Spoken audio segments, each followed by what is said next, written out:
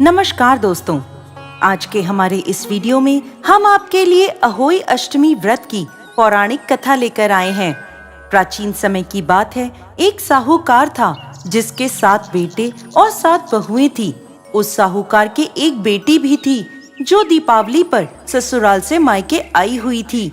दीपावली पर घर को लीपने के लिए 7 बहुएं मिट्टी लेने जंगल में गईं, तो साहूकार की बेटी भी उनके साथ चली गई। साहूकार की बेटी जहाँ मिट्टी खोद रही थी, उस स्थान पर स्याऊ अपने बच्चों के साथ रहती थी।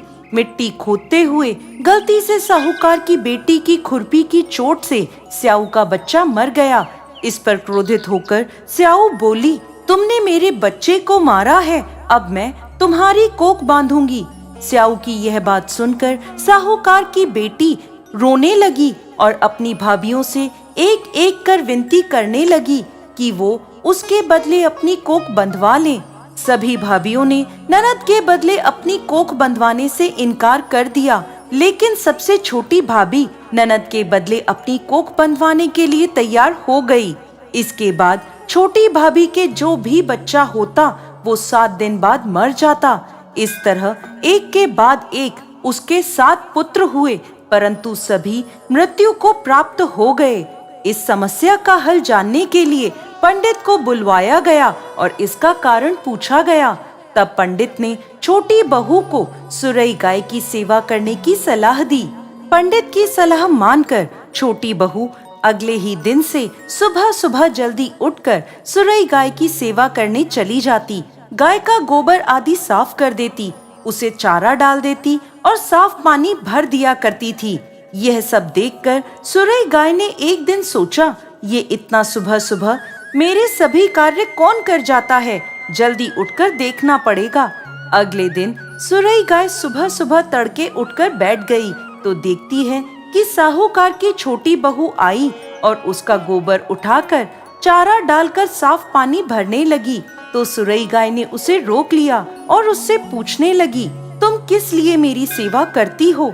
तो साहूकार की छोटी बहू बोली, माता, आपकी सहेली स्याऊ माता ने मेरी कोख बांध रखी है, जिस कारण मेरे बच्चे जीते नहीं हैं।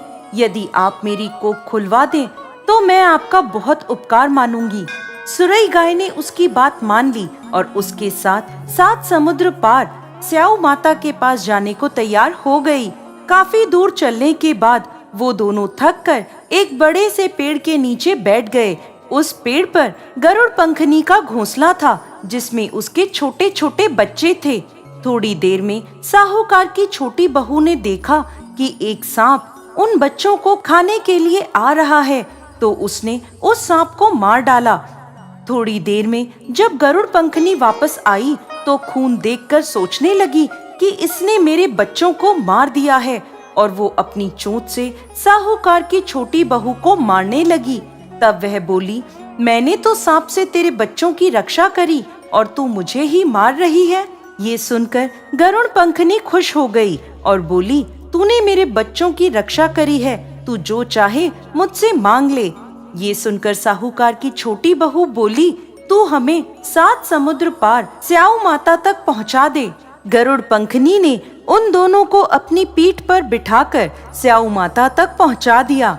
स्याऊ माता सुरई गाय को देखकर प्रसन्न हो गईं और बोली, आओ बहन, बड़े दिनों में आई हो।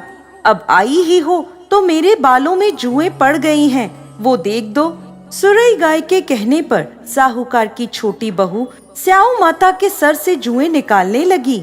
छोटी बहू ने स्याऊ माता की सारी जुएं निकाल दी, जिससे खुश होकर उन्होंने उसे आशीर्वाद दिया कि तेरे 7 बेटे और 7 बहुएं हो। ये सुनकर साहूकार की छोटी बहू बोली, लेकिन माता, मेरे तो एक भी पुत्र नहीं है। स्याऊ माता पूछने लगी, ऐसा क्यों? तो साहूकार की छोटी बहू बोली, पहले आप मुझे 7 बेटे और 7 बहुओं का आशीर्वाद दें, उसके बाद मैं आपको बताऊंगी। स्याऊ माता ने उसे वचन दे दिया। तब साहूकार की छोटी बहू बोली, माता, आपने मेरी कोख बांध रखी है, यदि आप उसे खोल दें तो मेरे 7 पुत्र और 7 बहुएं हो जाएं। ये सुनकर स्याऊ माता बोली, तूने तो मुझे वचन में बांधकर ठग लिया, लेकिन जा, तू घर जाकर अहोई माता का व्रत कर, उद्यापन कर।